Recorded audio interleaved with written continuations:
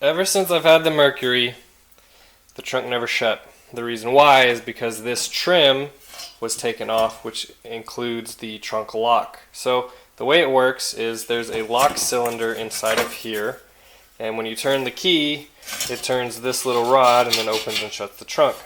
The problem I was having is that my lock cylinder had been drilled out. I had to use punches in order to, shove it out the front the way it's supposed to go.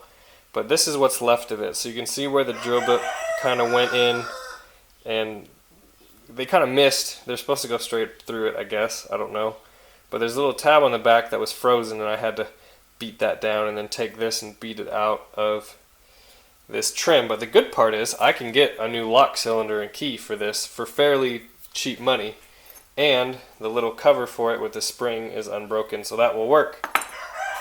And I think because of the way that they drilled it, I can still use this. I mean, yeah, you'll be able to see a hole right here, but I think the lock cylinder, the new one at least, will be able to slide right in there and will still work just like the old one. On the bottom of the trunk, there's the latch. So there's a little striker wheel down here that will attach to the striker that's on the bottom body. And then this is the little arm that attaches to this part. So you turn the key, and what that does is that yanks on this, and then that undoes. That lets the wheel spin freely and then pretty much pops the trunk. So I took this off because I could tell this was just stuck super solid.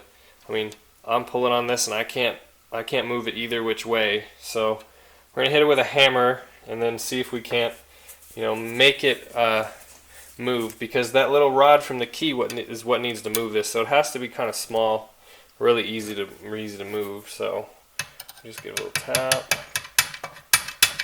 Okay. Work it back and forth just a little bit. So that is how it should work.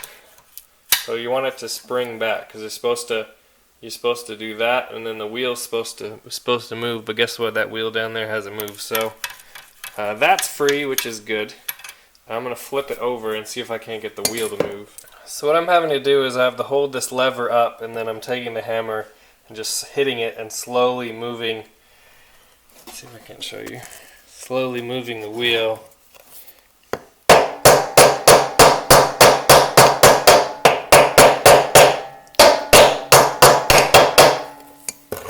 Well, it's been a little while, but we got our lock cylinder. So, of course, probably Ford, Lincoln, and Mercury use the same.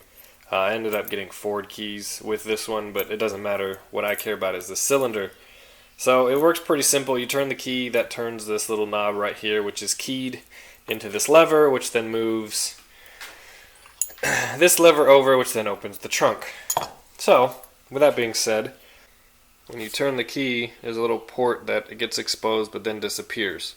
So if you move that upward so the nub can go down, you can slide it into the trunk trim and it should install real easy.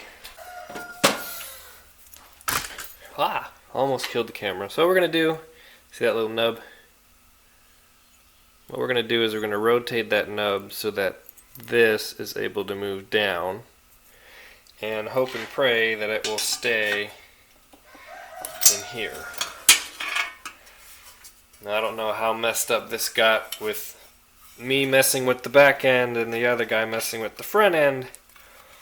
I might have to clean that up a little bit. Alright, so we have that popped in there, and now with the key in it,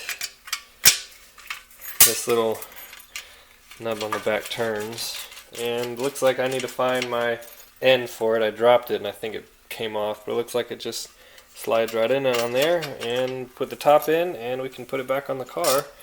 Alright, here's the finished product. So I have the trim on there. The only thing I haven't done, I hasn't put the key cylinder in there yet, because I'm waiting on the little rod that sticks out the back to dry. It broke, so I had to glue it, but this is all free and moving and ready to go. And then I have that part in there too. So what I'm going to do next is, while I'm waiting for it to dry, I'm going to clean out the trunk, but also I'm going to replace these taillight lenses and get those back looking like they should. And Chopstick is going to help me. Right, Chopstick? Right? You going to help me? So excited. Noodle, are you going to help me? No, she's not. Check out this rubber seal between the taillight and the body. They obviously had issues with water getting past this seal and into the trunk. So you can actually see the original part number on the seal, and we'll be putting that back the way it's supposed to go once we're done. The problem is you have to take this whole housing out in order to get the lens out. The reason being is because you see that bar right there? You can't remove this back housing and these little nuts on the ends of these studs without taking the whole thing out, which is what we're going to do right now. So throw it on the bench and get that old one out, put the new one in, and then put it back together, and it should look a lot better.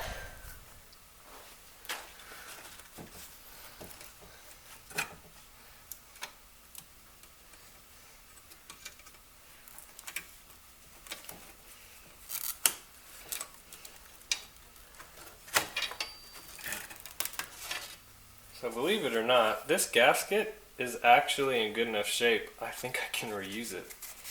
I mean, it's kind of like a foam gasket. I don't know, maybe it was rubber once, I don't know. But if I'm careful with it,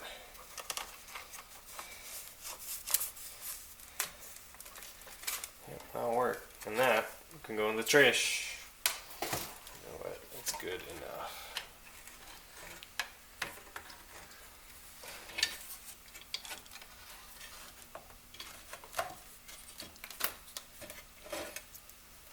So that just sits like that.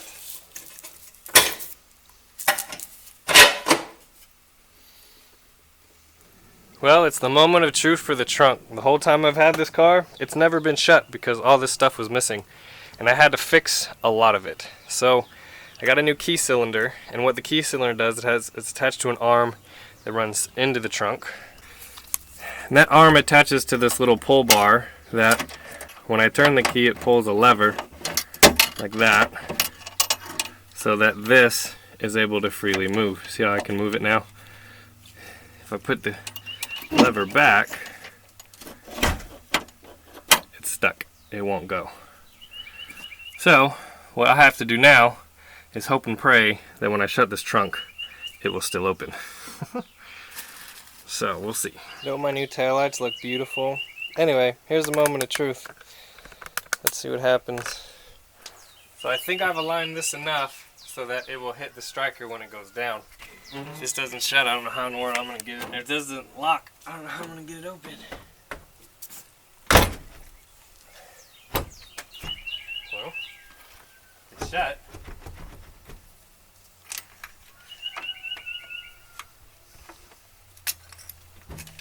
And it opens. So that makes me think I need to adjust this downward so it closes a little bit tighter.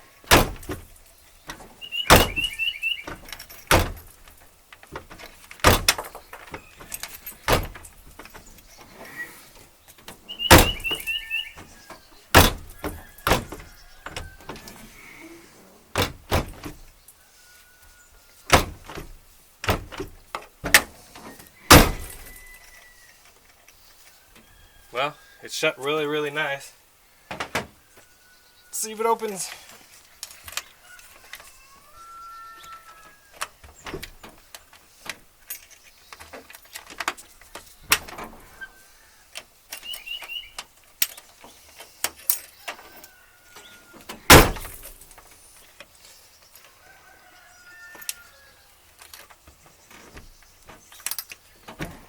I'll call that a win. That's good enough.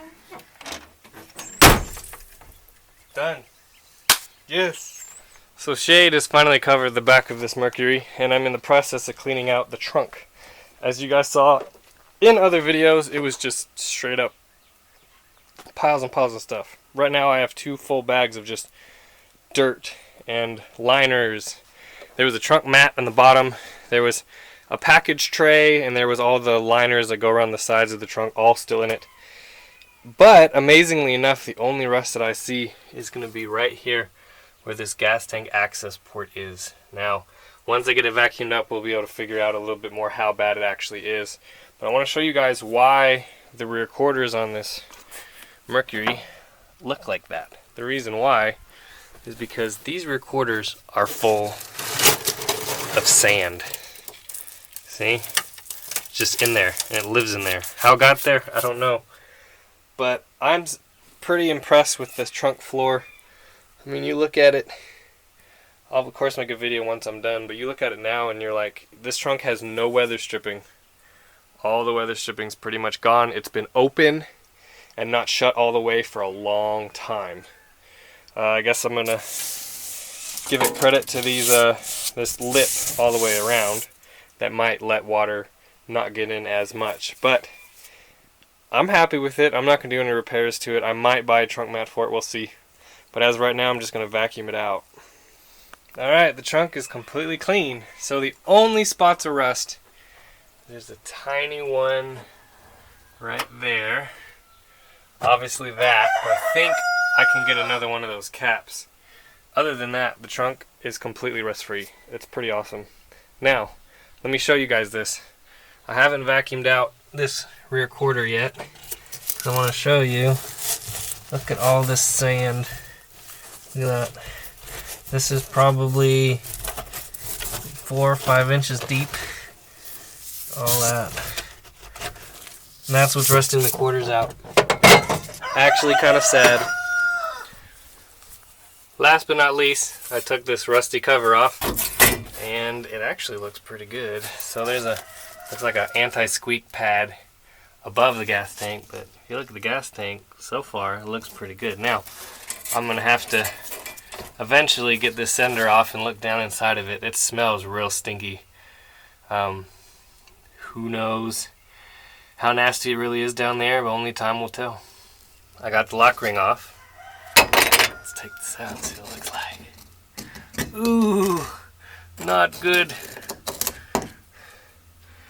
Yeah, if you ever want that to work, I think you're gonna have to get a new one. It does move though.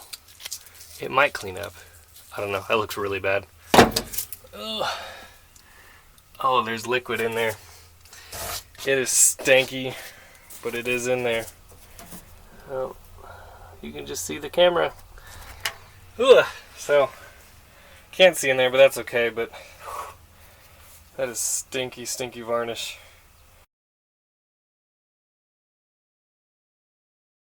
Before we can call the brakes done, we have to repack wheel bearings because you can't put the wheel bearings back on.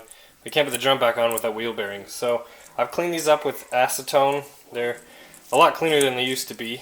And what we're going to do now is we're going to pack them. So the way that you pack them is you want to get grease from one end of the bearing all the way through the middle and then coming out the one side. And the way you do that is you get a big glob of bearing grease in your palm and then you just smash the grease up through until it comes out here. So pretty easy. You just need to make sure your bearings are clean before you do this. That's the key. This may seem like a lot, but you'll kind of see in a second how it just disappears. So I'm just going to do one side. I'm not going to rotate it. And you will see very shortly.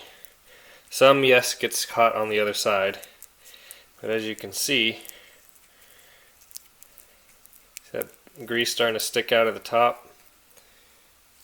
Right there. That's how you know that side's done. So you just do the same thing all the way around until they're packed. To put on the wheel bearings is pretty simple. This inside large wheel bearing is supposed to be stuck inside the drum itself because there's a seal right here that's actually stuck onto the hub instead of where it's supposed to be. So technically what you'll be doing is this when you put the drum back on. Now you just got to remember you can never have too much grease, so I mean just throw it all in there. What I did off camera was I filled this full of grease, took all the old grease out. I adjusted in the brakes a little bit. See if that makes a difference.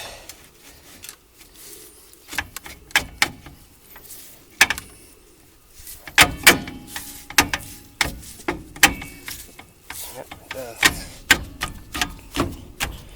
Alright, so once you get that on, you take this one, smaller end goes in first, and just like that. once you get everything all tight, you take this keyed washer, and it goes on like that. And you take your nut, put it on. Now you don't want to crank down on this like crazy, so what I've done is I get a crescent wrench, crank it down until it's tight, and then move it back a quarter turn. You want to be able to let the bearings expand, and you want this to be able to spin. Some of you guys were asking in a previous video why I only had 3 new brake hoses. I'm going to show you guys here in the back why there's only 3. So you get it down here, you see there's a brake hose right there. So it comes from the main line off the chassis over to these 2 lines and splits off 1 to each wheel.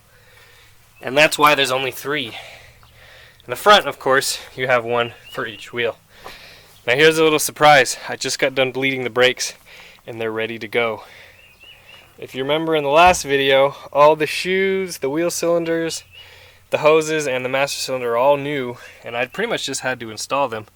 So we're looking really, really good right now. It's bled. I have good pedal. I should show you that. I didn't show you bleeding the brakes because honestly, it's really not that exciting. You just hook up hoses to it. I use my little vacuum bleeder tool to do it. But